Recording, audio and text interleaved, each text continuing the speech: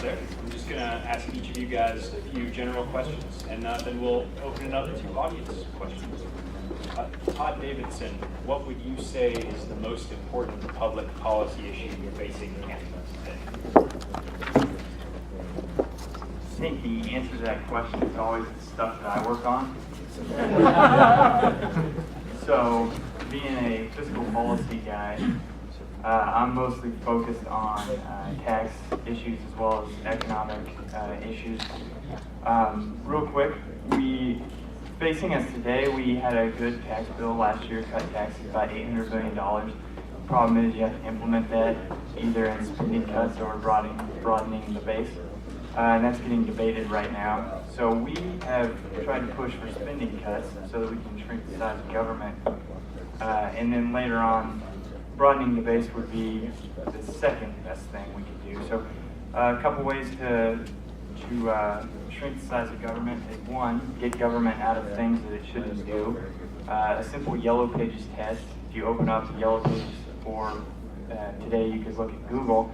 The private sector is doing it, the government probably shouldn't be doing it. Another way is competitive bidding. This is more of a local problem than a state problem. If we have a lot of developers that kind of own city halls in many places, we can save money that way. Deregulate the public sector. This is kind of something, kind of an oxymoron, but our non-teaching staff has increased 43% since 1992, while enrollment is only up 5%. That's because they have more regulations and things like that that they have to comply with. So if we give our public sector a little bit more freedom, they can be a little bit more open.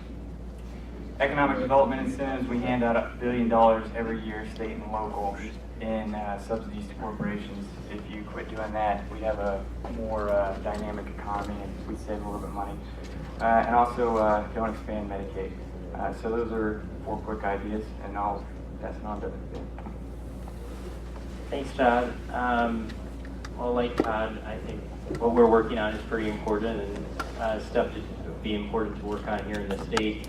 And I guess one thing to begin with, whenever thinking about public policy and where to dedicate your limited time and energy and where to work, it's important to tackle issues where you can make progress, where there's some concrete solutions you know the answer to, and you can actually make a difference here in the state. And I think there's a number of issues that fall under that category. Obviously, one is death penalty here. I spend my time working on here in Kansas. As I mentioned, it's a policy where we could save a lot of money. If we got rid of it, we'd save millions of dollars here in the state. And it's also an issue where there has been a lot of momentum nationwide. We've had 6 states in the past 6 years end the death penalty. And when I talk to folks involved in the liberty movement, I think we're really close to a tipping point on this issue. If I talk to someone, they're libertarian, chances are they're against the death penalty. The question is this something worth working on? And I think when you look at the criminal justice system broadly, there's a lot of things that need to change. We're putting a lot of money into our criminal justice system, and in terms of the results, they're questionable. And I think there needs, and you see this on the right. You see, have folks heard of the organization Right on Crime? So Right on Crime, they've been doing really great work. They started down in Texas, and what they've been mainly saying is, we really need to rethink our criminal justice policy, because we've been spending millions and millions of dollars to incarcerate people for nonviolent offenses. And does this really make sense for conservatives to waste all this money? And so I think there's a lot of momentum now on the right to reconsider criminal justice policy, and the death penalty fits right in with that in terms of this is a program we're spending a lot of money, not getting a lot of things for a buck for it. So I think here in Kansas, those are issues that we really need to work on. Ending the death penalty, looking at other ways to save money in our criminal justice system without that wouldn't make us less safe, but that actually make us more safe, but save us money in the process. Well, limited government, I think, is the most important thing, is limiting government and the involvement of the citizens from the government. The two most things I probably think are the biggest policy issues probably facing the state and the nation is Common Core on education. That is something that is going to have to be taking on the NEA, the federal government, and it is for our children and our grandchildren. So that's one. And then the Agenda 21, Sustainable Ability, it's got its foothold here in Kansas.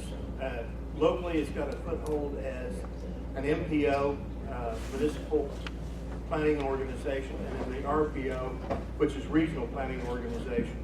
Both of them are on the sustainable development criteria stuff. You hear a lot of that right now. Some of it is that John Mata talked about that we fought against and stuff, and still fighting against. The biggest thing, though, I think probably is getting people involved in taking on their government. A lot of people don't realize that we employ them when we vote for them, and they're our employees. We have a right as citizens to ask that they do our will, and that's where we're coming from with the people.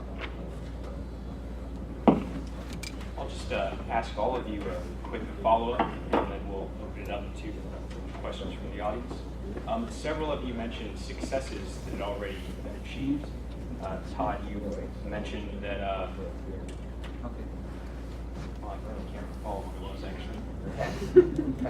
Yes, thank you. There were several $100 million in tax cuts already achieved. And Ben Jones, you mentioned that several states had already axed the death penalty.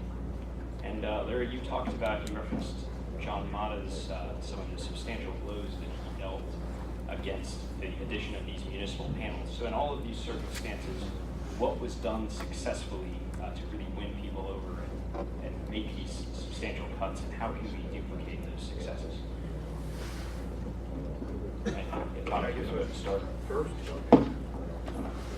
Well, John Mata when he ran for city commission, he came out of our Tea Party. A strong advocate for limited government, limited conservative government, and not spending the taxpayers' money. Go ahead, hold up.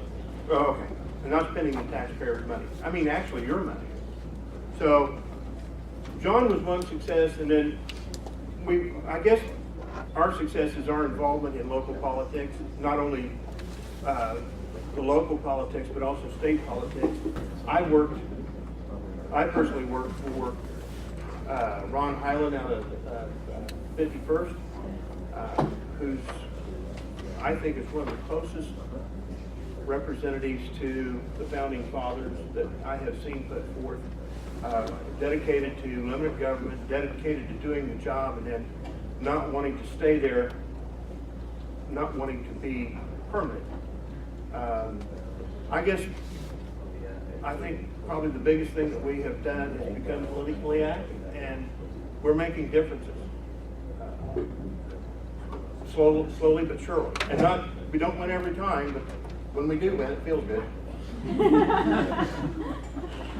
Well, when you look at the states that have ended the death penalty, basically it started in 2007. So between 2007 and this year, there have been 6 states to end the death penalty.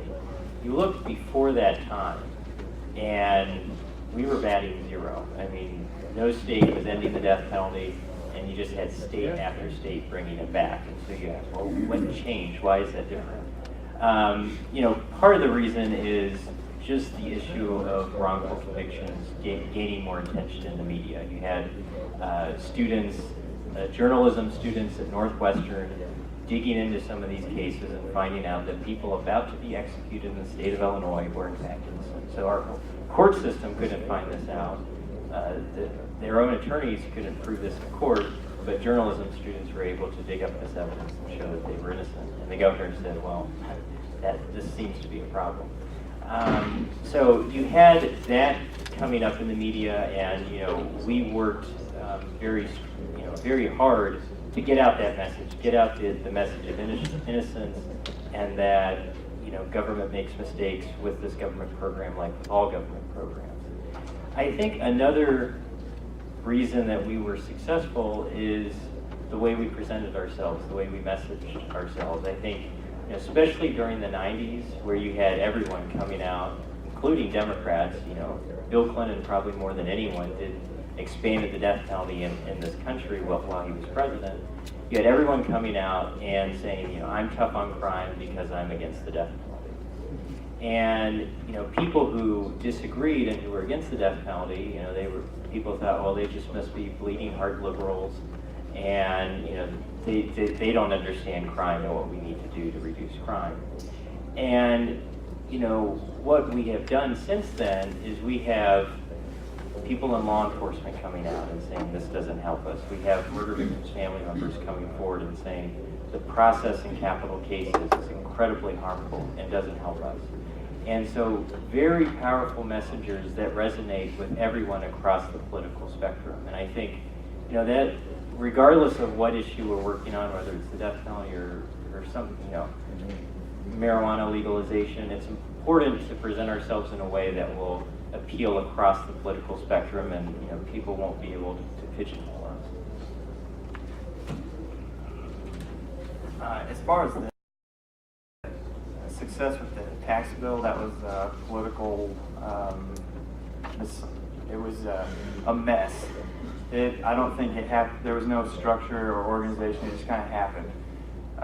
So I don't know there's any lessons to draw from that. What I will say, though, is I'll give you a little anecdote. This year, we testified on 30 bills. One of those bills was a transparency bill, making nonprofits that governments use to hand out economic development incentives to be transparent. Right now, because they're not government, they don't have to offer you their checkbook and their payroll data.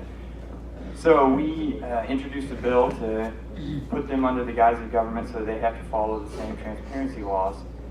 There were 30 opponents of that bill, all municipal governments, school districts, and these nonprofits. There were 5 proponents, 5 people on the liberty side. The problem there is if you're a legislator and this is an esoteric issue that no one really knows about, and you have 30 people on one side saying don't do it, and 5 people on the good side, you have no choice but to vote against that bill, unless you're a really good principled person. Unfortunately, there's not that many of those up there. So the lesson from that is we need what I call liberty infrastructure, which is YAL, KPI, and all these organizations we're involved in, so that we can even out that 30 to 5, so that it's more 30 to 30. So then the best arguments win. And then once you have that infrastructure, email your legislator. These guys hardly ever hear. They vote on hundreds of bills a year. And if they get 5 emails saying to vote one way on one specific bill, they're going to feel the political pressure because they're going to think 500 people think that way. So political activism and building liberty infrastructure, because the opposition, their infrastructure is built in. It's the bureaucracy. It's there. It's going to be there. So we have to work hard to build think tanks and Tea Party groups and grassroots activism. We'll go ahead and open it up to questions. Just raise your hand if you have a question, and I'll call on you. If you would like to direct your question towards a particular panelist, that's fine. And then if they would like to, we'll just give the other 2 a quick opportunity to respond. We'll start with you. Well, obviously, all 3 of you are involved somehow with the politics of things, like the actual legislature, whether it's in the municipalities or in the state government. And so my question is like, what exactly have you done to get yourself involved and like be able to communicate more effectively with legislators? I feel like if I email a legislator, I just feel like I get this generic response and it's not that effective. So all 3 of you, any of you? Yeah, you may get that. Your letters are counted. They may not be read, but they will say proponent 1, opponent 2. And so it still does have an effect. But if you really want to be effective, you got to be in person. Yeah, I would second that. Make sure it's in person, and the more people you can bring, the better. You know, if you have 20 people, they might get a little freaked out. Sometimes it's needed. But if you can, you know, get a good core group of people, you know, make the trip and meet with them, you know, that impresses them. Like, you know, that takes time, that takes energy. But if you can get a group of people to meet with them, they'll take notice of that.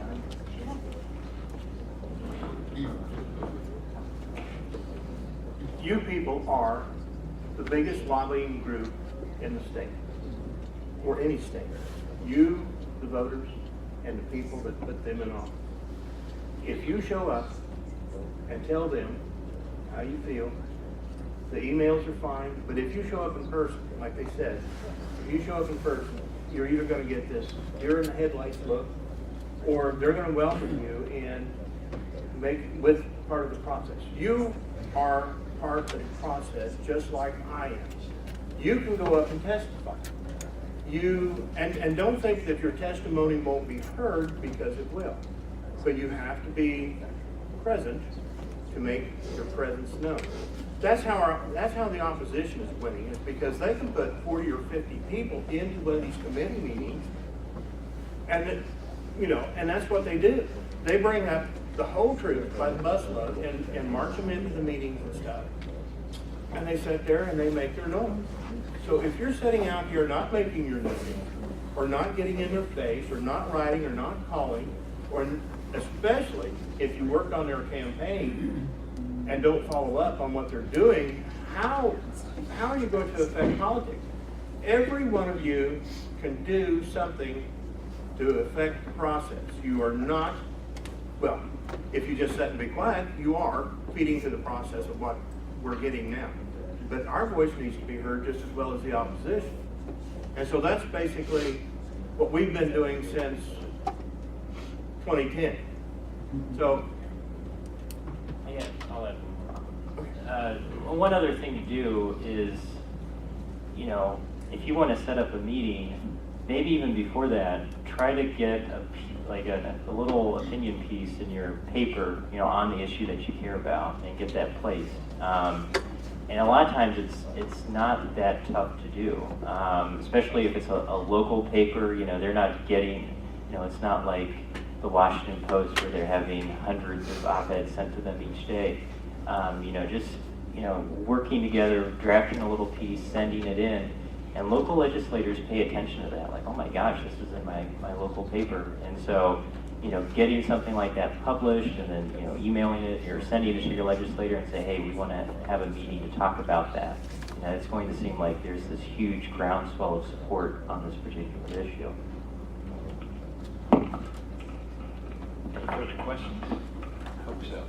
Presumably a hardball question for Jason. So my question goes to, I forget what your name is. Ben. Ben.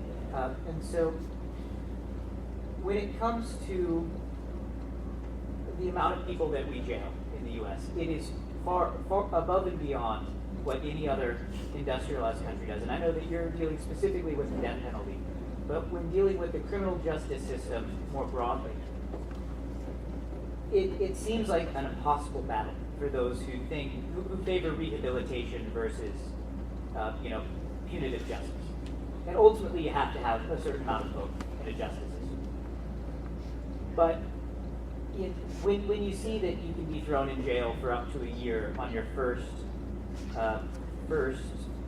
charge of possession of marijuana in Kansas, or you see that we jail so many people for so long that it's virtually impossible for them to rehabilitate into society when they're released, regardless of how horrible their crime was.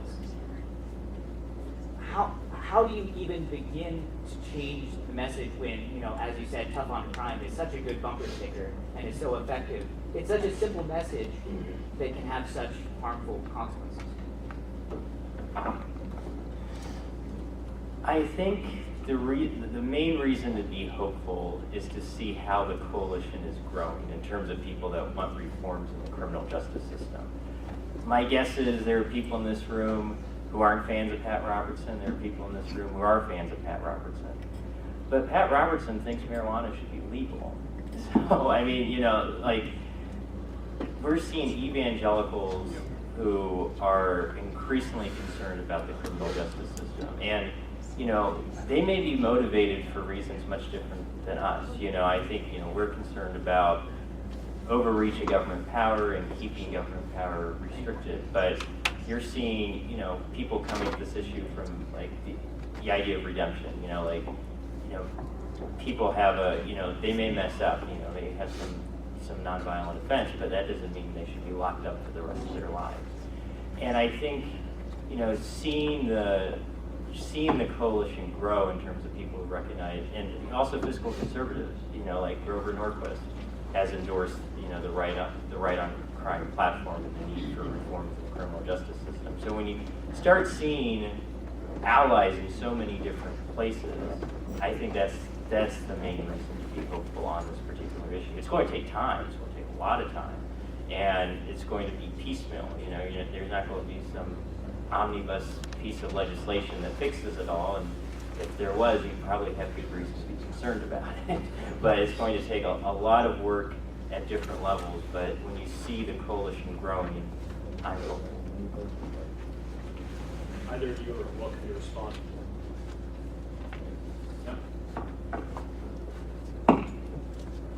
Will? Yeah, go ahead. Okay, mine's pretty simple. Obviously, it's the point of this whole thing.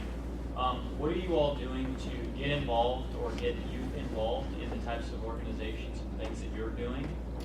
And what do these students, what can they do to get involved with youth? So it's a two-part question. What are you doing in your own communities or with your own organizations, and what can they do to get involved with you? Well, we're all here right now, so that's step one. Well, we thank you for being here. I think social cohesion is something that you need in every movement. Movements aren't won on Twitter or Facebook. That usually just makes people mad. You have to be in person.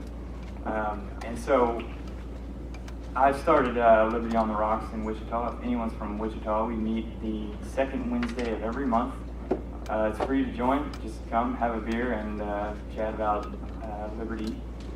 Next May 8th, we're having Atlas MD. It's a doctor, a concierge doctor, and you can tell by his name he has a libertarian philosophy. And he's going to talk about healthcare issues, but it's a good opportunity to meet other people. We average about 20 or so people.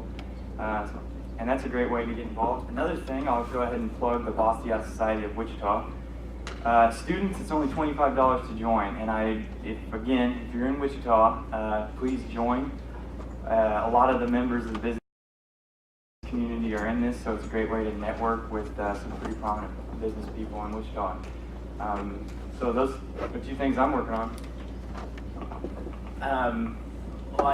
To start, you know, I think most organizations, they want to say, you know, we do outreach to young people, or we work with young people because it sounds good to say that. But I mean, you know, one reason we do it is because we know it makes a difference and it helps change policy, which is our goal.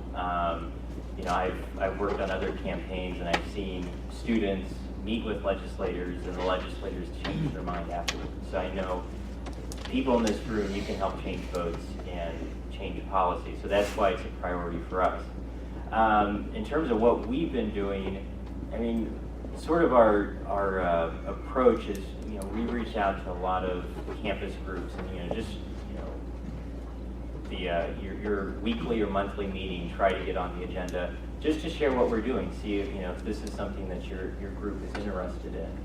And then beyond that, we've worked with campus groups to plan large-scale events, you know, larger events on campus. So we work with KU, the YAL chapter at KU, to bring in a death row exoneree to speak just this past week.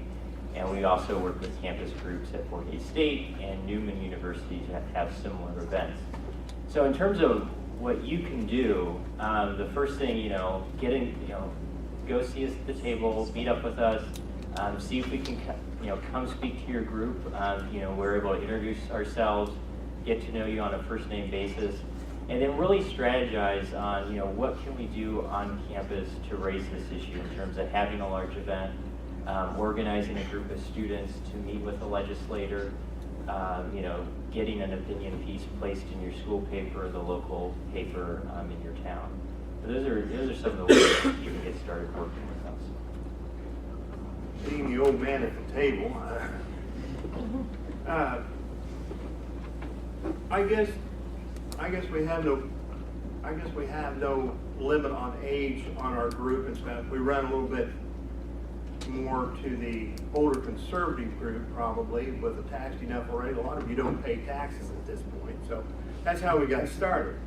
But we've been working with the young Republicans for the last couple of years with college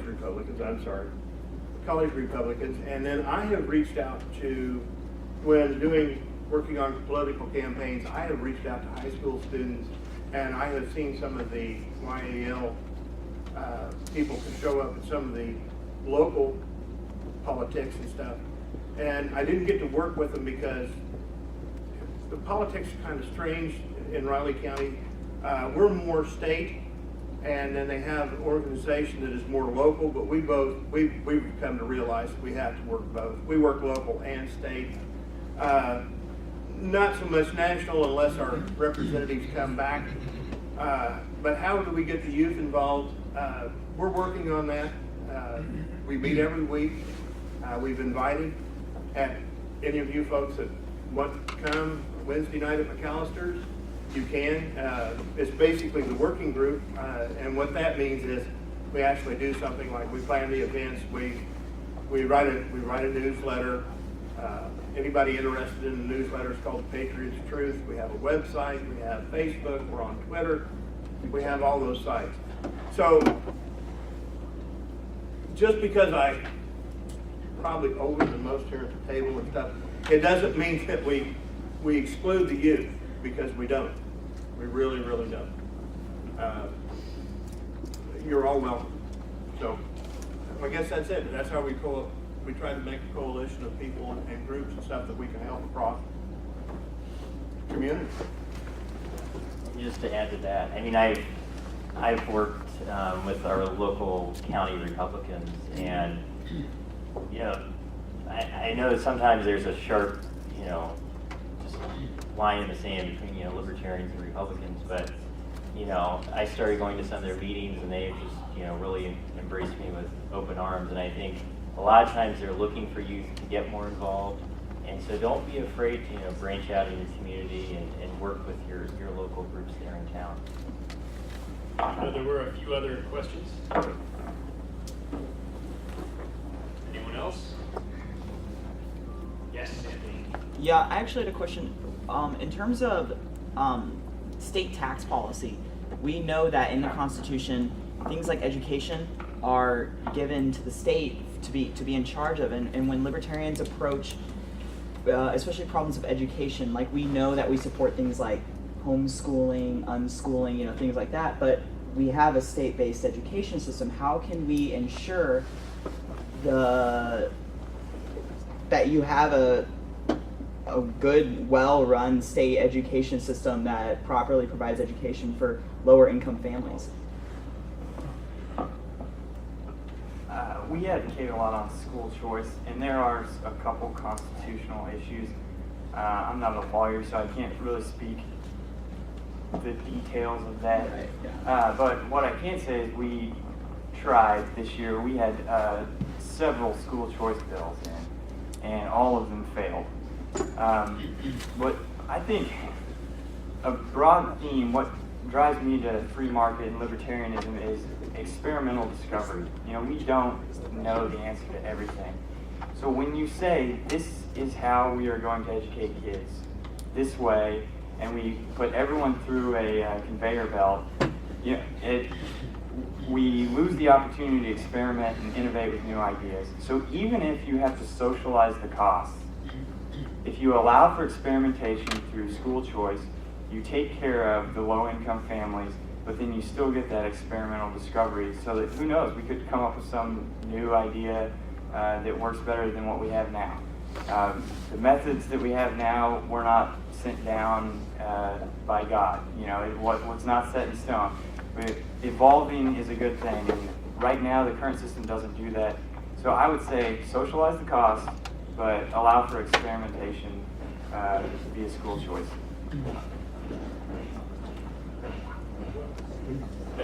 That was really good, so I don't. Well, there were seminar groups that spent quite a bit of time in Topeka in the capital, and especially on education. We had about 7 or 8 places that we wanted to put our energy into. Education was one of them. One of the bills was to get rid of the federal money coming into the classroom so that we would not have to teach the federal mandates. One of the other things, and they had that died, and then the Common Core, getting rid of the Common Core died. Trying to think of several others. There were several other ones. One of them was the schools couldn't sue us with our taxpayer money. I think that passed, didn't it? Yeah. That passed, okay. The thing of it is,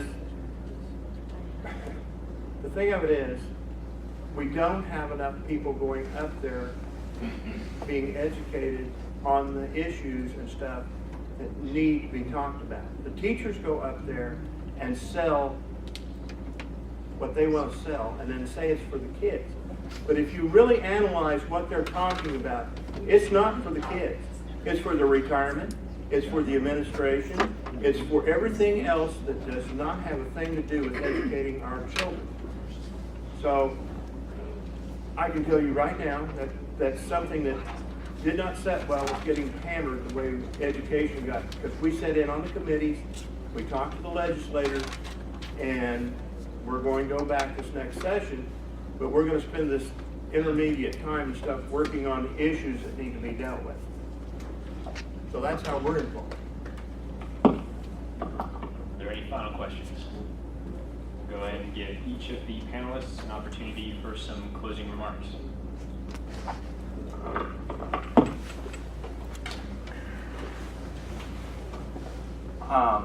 I guess I'll think of, so I'm having fun, working at KPI. But I've learned a lot of lessons. I think the second month on my job, I tweeted that the local newspaper is best used as gerbil bedding. And that warranted an email from the managing editor to my boss, and luckily I was out of town, but I got a phone call from my boss. And the lesson I learned there is you cannot call your opponents stupid, because they're not. They have a different viewpoint than you do. The way I like to describe it is, if you understand how our eyes work, we don't see everything in the world. There's some gaps in our vision, but our brains fill in that gap.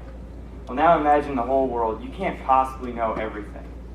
So each person grabs a little bit of understanding and strings it together, and that's how they get their philosophy. That's how we're all libertarians, free market guys in here. And so don't treat your opponent with dignity. Don't call them stupid. It's just going to put up a wall, and they're going to be shut down to your ideas. The second thing is, I can't say this enough, is social cohesion. Movements, we have to be friends, and the more friends you make, the more open people will be to your ideas. So go out and just have a beer. You don't have to work on any policy or anything. Just go out and hang out and have fun. Yeah, I would echo everything that Todd said. And when you talk to folks out there, think of areas where you might find common ground, and you can start to make some movement and reach people across the political spectrum. Because maybe it's the issue of drones or foreign policy or the death penalty or something, and at least you can start a conversation and build that reputation with them, and then you can branch out to other issues. So just try to see where people are, see where you can have that conversation, and the only other thing I want to add, I know Representative Travis Couture-Lovelady was the other person who was going to be on the panel, and he wasn't able to make it. But one of the bills that he introduced is a bill to restrict drone use here in Kansas by law enforcement to carry out surveillance. And it's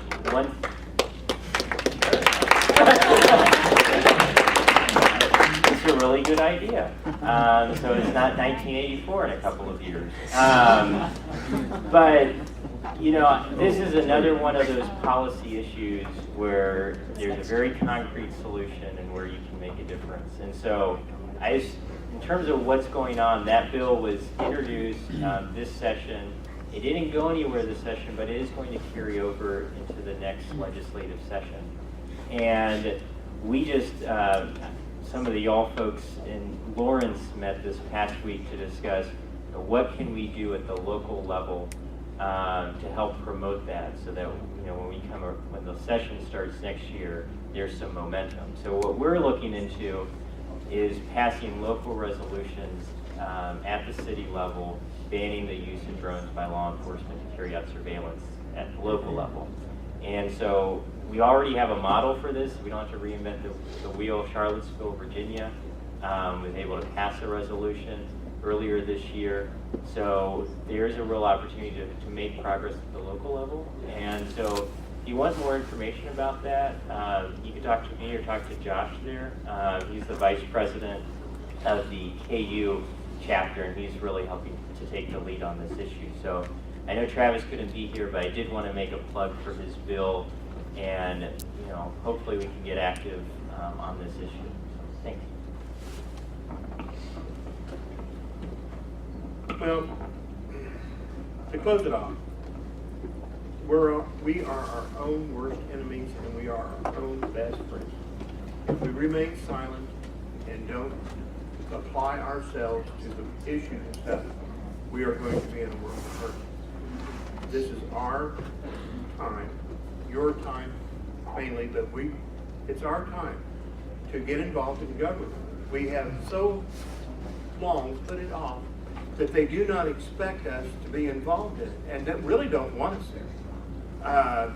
But I just love that deer in the headlight look when you go up there and start talking to them about an issue, and they go, "Oh my goodness, they're interested." No, laugh all you want to, but I've seen them run for the elevator, and I've seen them hide in their office. So, listen, we've all got a part in this. Apply yourself. That's about the best thing I can do. The best thing I can say. I waited too long. I put it off until 2010 because, I went out and voted every year. I thought I was doing the right thing. And come to find out I was voting for them, and then they were going there and doing what they wanted to. Well, it's time for that to change. And you are the key to that change. So, coalitions, join with the conservative groups. I'm not saying Republican, but I mean conservative groups. If you're conservative, there shouldn't be a big R or a little r. It should be conservative. And we should be doing the things that we do to have a constitutional government and a limited government, and then we could have the things the libertarians want and also conservatives. So that's my advice, is get out there and do something.